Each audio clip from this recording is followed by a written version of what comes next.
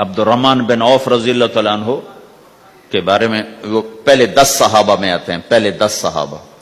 آپ نے کہا ابو بکر جنتی، عمر جنتی، عثمان جنتی، علی جنتی، طلحہ جنتی، زبیر جنتی، سعد جنتی، عبد الرحمن جنتی، ابو عبیدہ جنتی، سعید بن زید جنتی. اس میں ایک عبد الرحمن. جب ان کا انتقال ہوا تو انہوں نے 3 ارب 10 کروڑ 20 لاکھ دینار چھوڑے ترکا. ہمیں تو بڑا بیوقوف بنایا گیا، کاغذ کو کرنسی بنا کے دے دیا. کاغذ، کرنسی تو سونا ہوتا ہے جی، کرنسی تو سونے اور چاندی کو کہتے ہیں، کاغذ کے ٹکڑے کو تو کرنسی نہیں کہتے. اور اب کرنسی بھی لے کر وہ کارڈ پکڑا دیا، جیب بھی خالی. اب کرنسی بھی کاغذ بھی کوئی نہیں، خالی کارڈ. اس کو کیا کہتے ہیں کارڈ کو؟ Credit card. کریڈٹ کارڈ وہ ساری دنیا کو بیوقوف بنائے ہوئے. یا تو کاغذ پکڑائے ہوئے ہیں یا کارڈ. کاغذ بھی اب واپس لے لیا، اب کارڈ پکڑا دیا. اور عبد الرحمن بن عوف نے جو پیسے چھوڑے وہ کاغذ نہیں تھے. کاغذ کی کیا حیثیت؟ پاکستان میں روز چھپ رہے ہیں، کاغذ کی کیا حیثیت؟ 3 ارب 10 کروڑ 20 لاکھ دینار سونے کے. اور ایک سکہ دینار اس وقت 4.5 ماشے کا ہوتا تھا.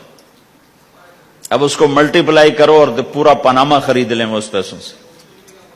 اور وہ ٹاپ لسٹ کے 10 ٹاپ صحابہ میں سے ایک.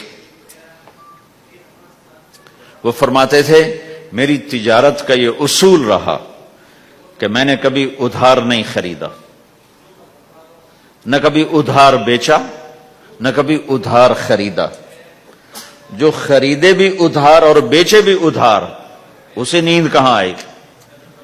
دینے والے دیتے نہیں، لینے والے سر پہ کھڑے ہوتے.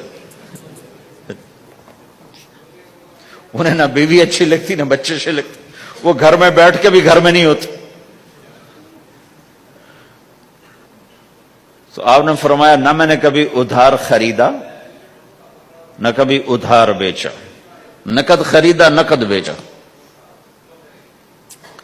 دوسرا میرا اصول یہ رہا کہ میں نے کبھی سٹاک نہیں کیا.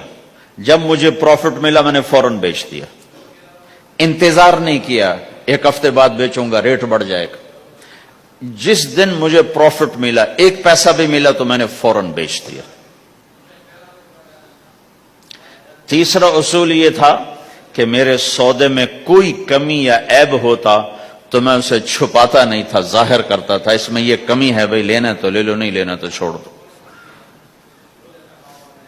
ہماری تو تجارت بھی جنت کا راستہ ہے. مدینے کے لوگ ذمہ دارا کرتے تھے، مکہ کے لوگ تجارت کرتے تھے. ان کی زراعت اور تجارت دین کے پھیلنے کا ذریعہ بن گئے. عبد الرحمن بن عوف رضی اللہ عنہ کا مال اللہ کے دین کے کام آیا.